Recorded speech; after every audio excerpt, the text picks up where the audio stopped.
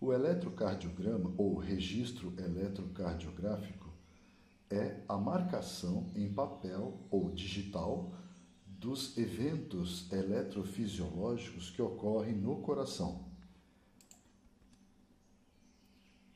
Anatomicamente, a estrutura eletrofisiológica compreende um grupo de células chamadas de nó ou nódo sinoatrial, localizadas na desembocadura da veia cava superior, na parede posterior do átrio direito, vias internodais, nodo atrioventricular, também formado por um grupo de células que tem a capacidade de despolarizar e repolarizar ritmicamente, uma estrutura delgada que fica entre o nó atrioventricular e o ramo direito e esquerdo do sistema de Purkinje, chamado feixe de His ou feixe atrioventricular, e os ramos direito e esquerdo do sistema que depois dará origem às fibras de Purkinje.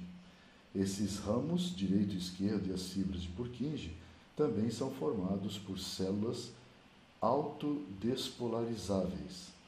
Tanto o nó sinoatrial como o nó atrioventricular e os ramos direito e esquerdo podem controlar o ritmo cardíaco de modo natural, fisiologicamente, ou seja, a maneira normal é que o nó ou nódo sinoatrial controle o ritmo cardíaco.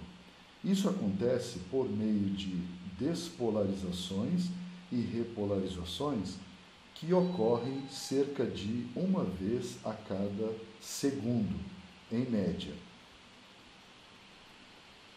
Nós já aprendemos que o nó sinoatrial, as células do nó sinoatrial ou do nó atrioventricular ou do sistema de Purkinje são células que têm a capacidade de se despolarizar espontaneamente. Isso acontece porque, após a repolarização, gradativamente vão entrando átomos de sódio dentro dessas células até o ponto chamado de limiar, quando então grande quantidade de canais de cálcio se abrem e ocorre a despolarização das células do nó sinoatrial atrioventricular principalmente.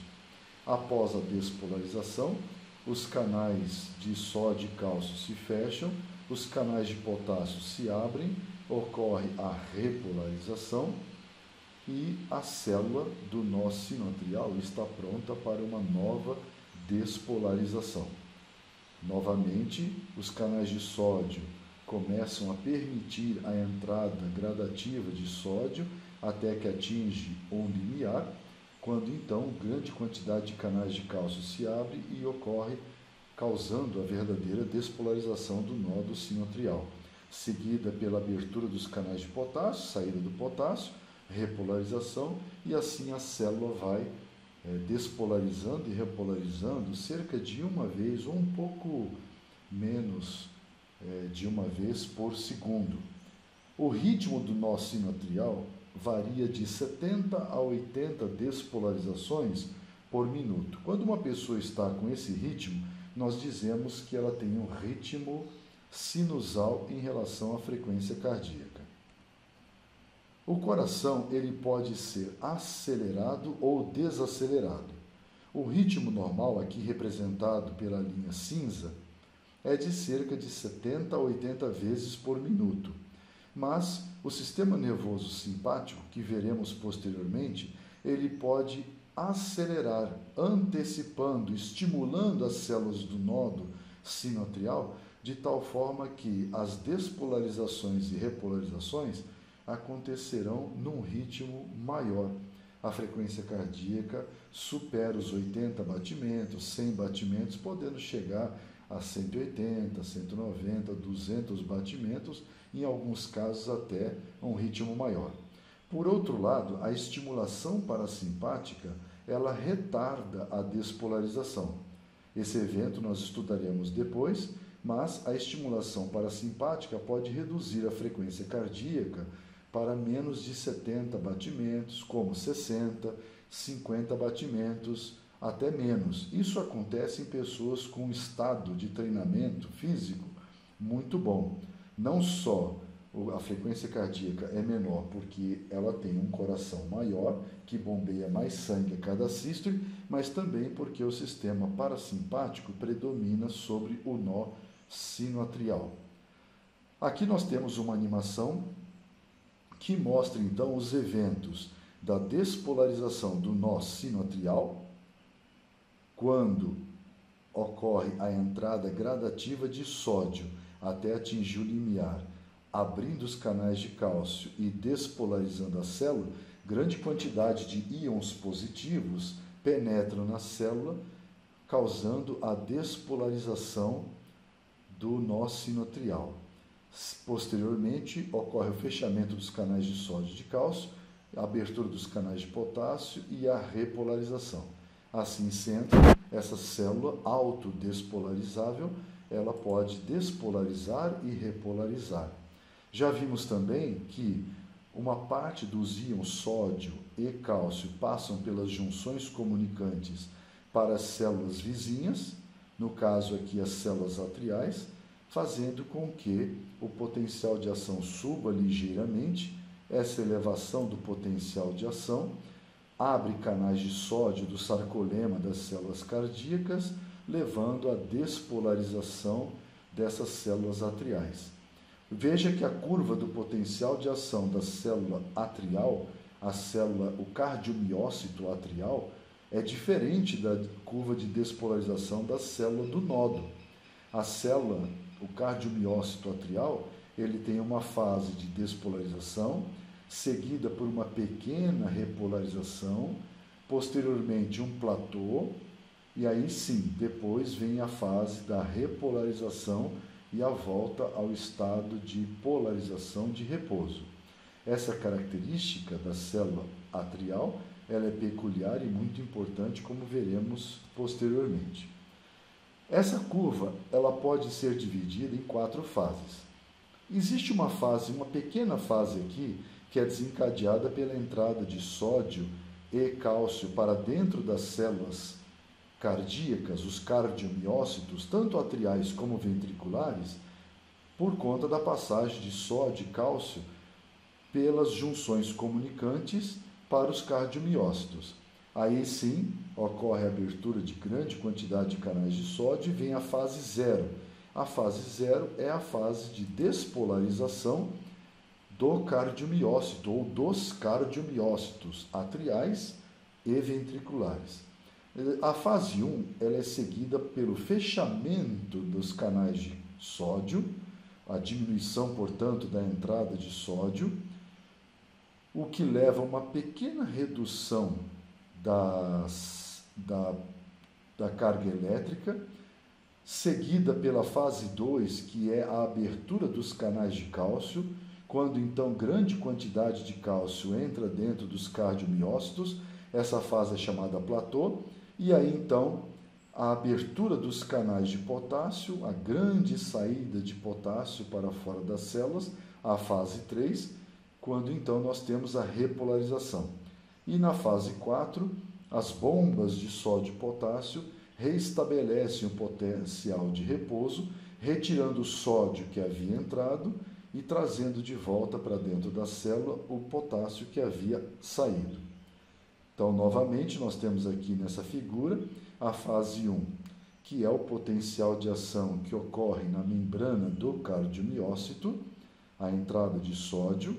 A fase 2, os canais de cálcio, eles são abertos por causa da entrada de sódio, mudando a voltagem dentro das células dos cardiomiócitos atriais e ventriculares.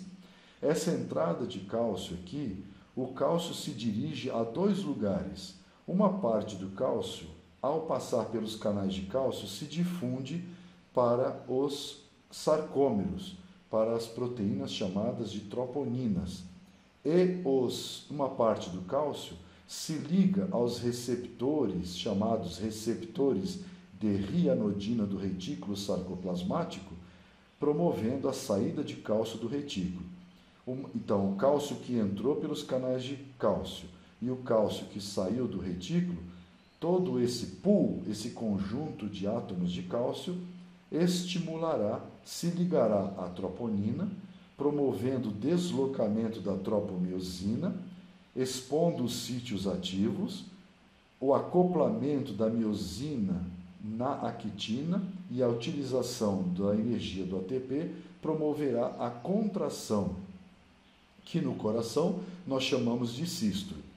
Após isso, o cálcio retorna para dentro do retículo, ele é bombeado ativamente de volta para o retículo sarcoplasmático, e esse retorno do cálcio para o retículo e também da saída de cálcio para o extracelular do cardiomiócito resultam no relaxamento ou a diástole. E o processo se repete cerca de uma vez a cada segundo.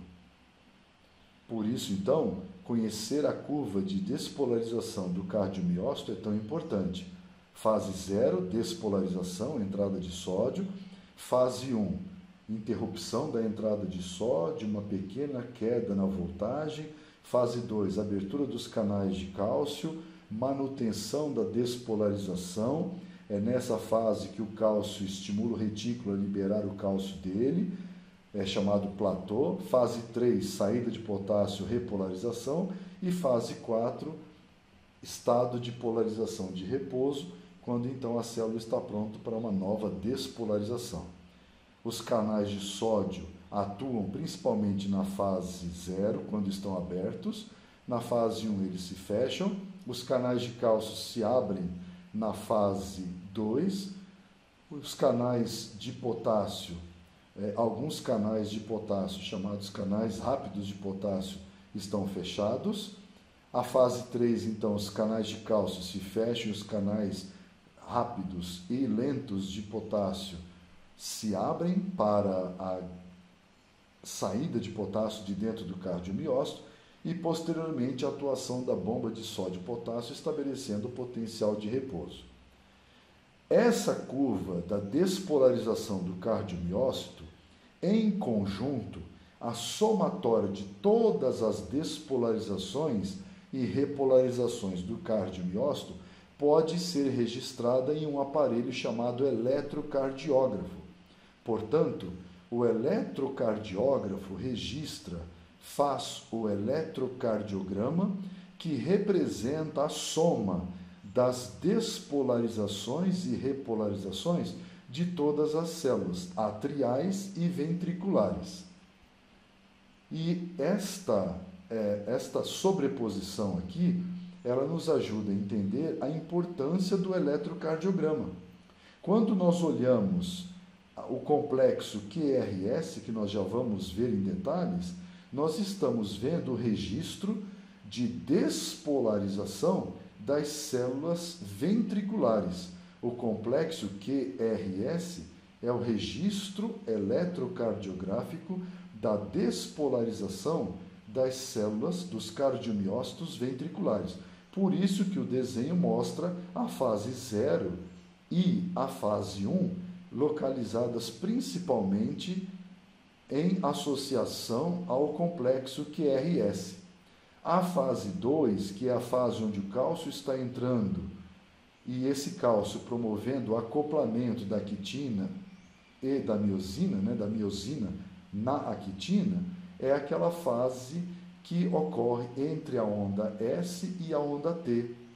Durante essa fase ocorre o platô, o cálcio está atuando e o músculo cardíaco ele está iniciando a sua contração, a sua sístole. E aí então nós temos a onda T, que representa a repolarização. Note que a onda T ela está exatamente quando começa então a abertura dos canais de potássio e a voltagem começa a diminuir, se tornando negativa até chegar ao potencial de repouso. É quando então o potássio está saindo da célula. A fase 4, quando a célula está se recuperando e reestabelecendo o potencial de repouso, é a fase de grande atuação da bomba de sódio e potássio. Novamente, fase 0, grande entrada de sódio. Essa entrada vai diminuindo até que os canais de sódio se fecham. Fase 1, o fechamento dos canais de sódio, uma pequena abertura, uma pequena saída de potássio pelos canais rápidos de potássio, mas é uma repolarização muito pequena. Fase 2, platô, quando então grande quantidade de cálcio está entrando na célula. Fase 3, saída de potássio, repolarização. Fase 4, potencial de repouso, e a célula está pronta para um novo ciclo.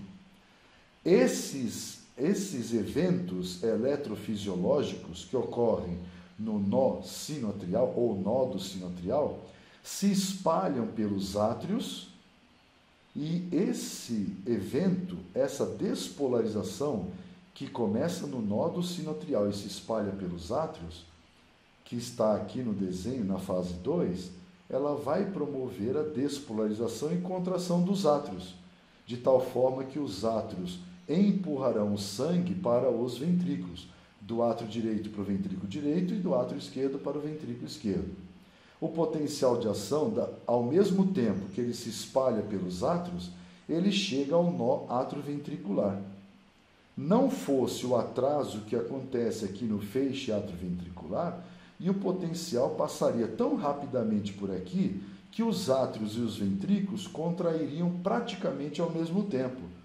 E isso tornaria o coração um órgão inútil, porque ele não conseguiria passar o sangue do átrio para o ventrículo e do ventrículo para o corpo todo.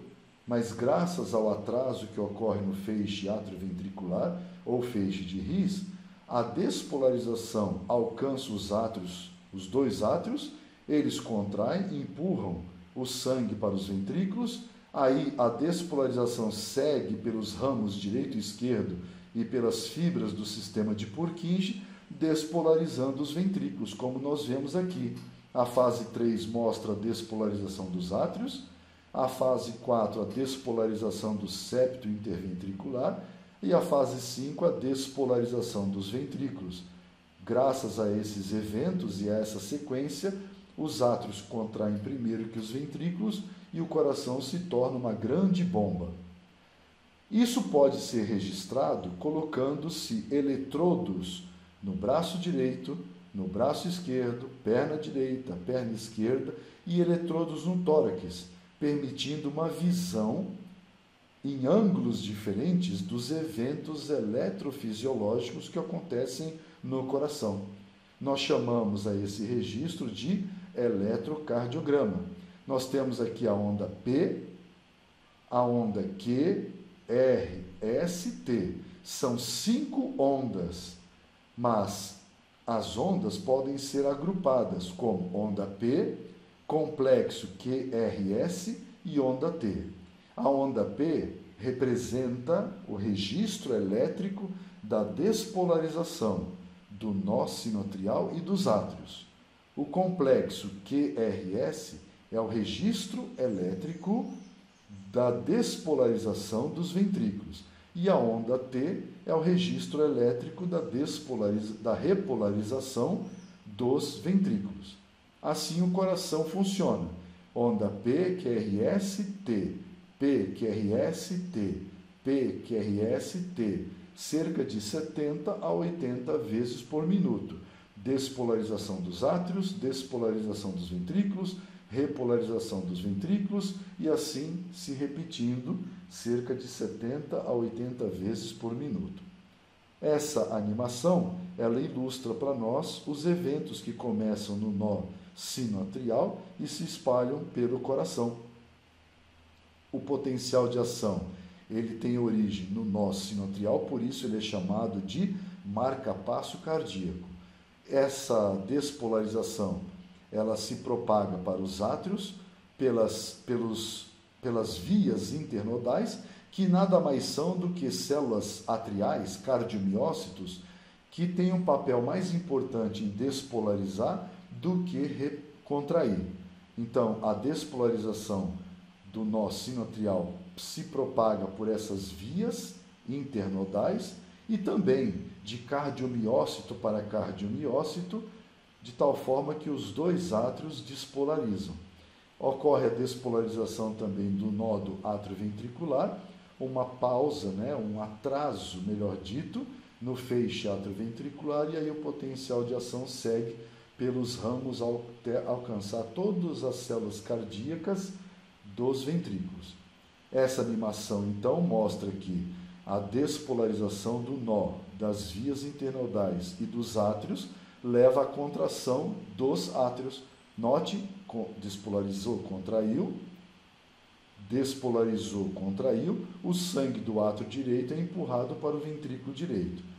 Quando o átrio esquerdo despolariza, ele contrai, empurrando o sangue do átrio esquerdo para o ventrículo esquerdo. Também, da mesma forma, quando os ventrículos direito e esquerdo despolarizam, após a despolarização, eles contraem. O sangue do ventrículo direito é impulsionado aos pulmões e o sangue do ventrículo esquerdo é impulsionado para o corpo todo.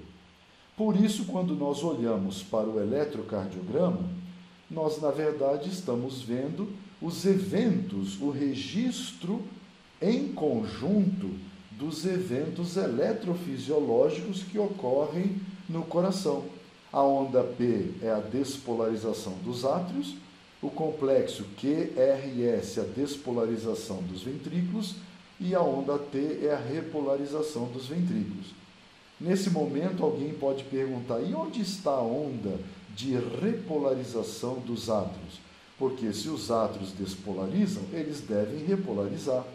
A repolarização dos átrios ocorre junto com a despolarização dos ventrículos e acaba que esta onda em particular, ela não é observada em destaque, porque o evento despolarização dos ventrículos é maior do que a repolarização dos átrios. Quando nós colocamos a figura do coração trabalhando ao lado da figura que ilustra o eletrocardiograma, acho que fica mais fácil para entender a associação entre as ondas eletrocardiográficas e os eventos cardíacos. Então, quando acontece a onda P, nós vemos que os átrios estão despolarizando. Quando ocorre a onda P, os átrios estão despolarizando. Vamos parar em cima da onda P. Aqui está o registro da onda P e esses sinais, essa ilustração mostra que o potencial de ação percorreu o nó sinoatrial, as vias internodais e chegou ao nó atrioventricular. Vamos seguir e dar uma pausa no complexo QRS.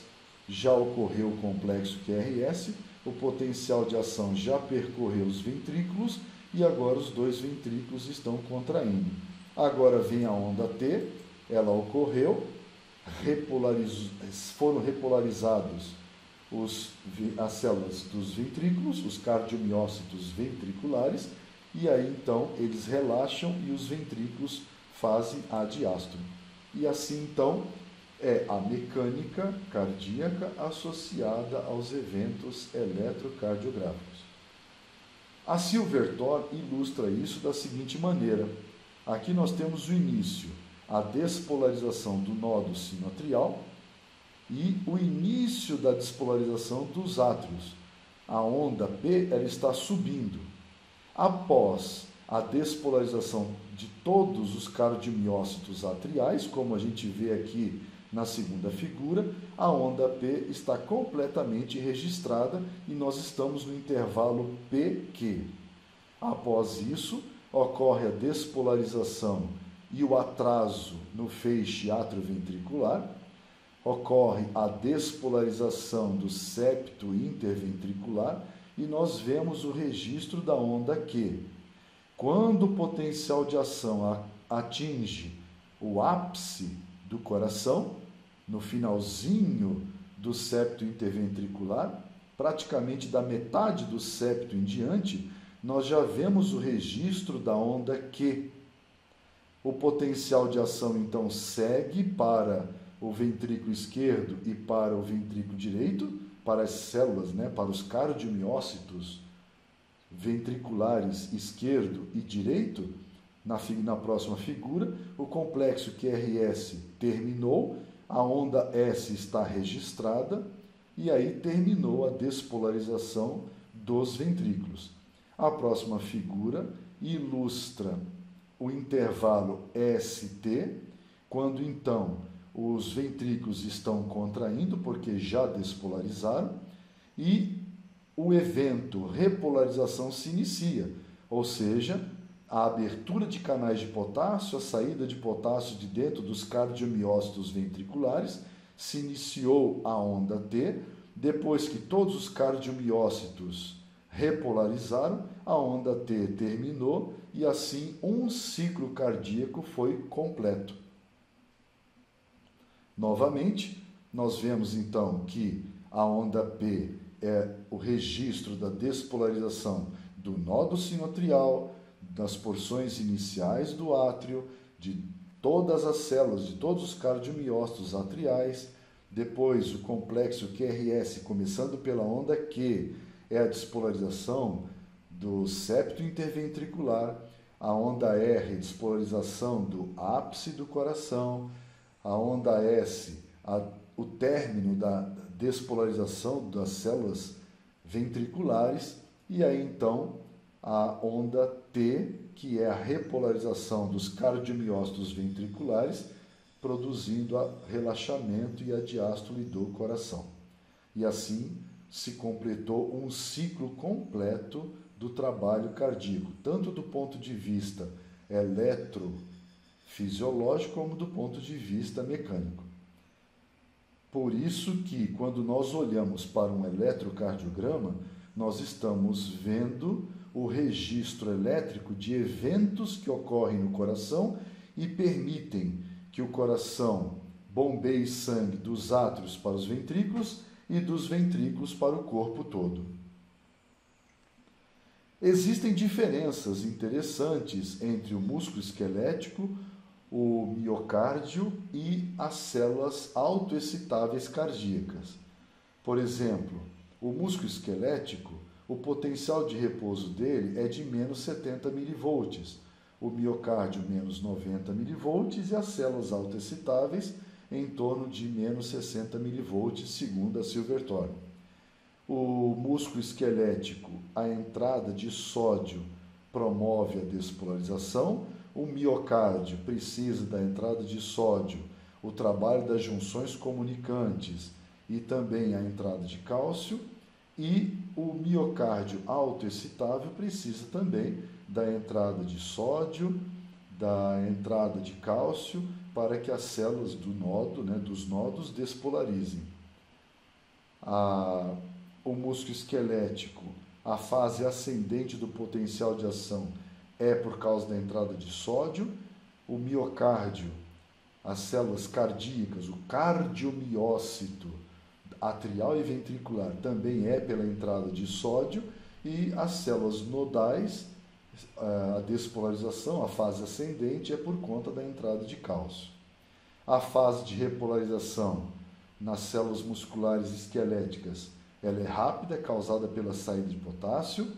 No caso das células miocárdicas, os cardiomiócitos, essa fase é prolongada pela entrada de cálcio, e essa fase prolongada é chamada de platô. E nas células autoexcitáveis, ela é rápida, causada pela saída de potássio. No músculo esquelético, a hiperpolarização ocorre por um excessivo deslocamento de potássio para fora da célula.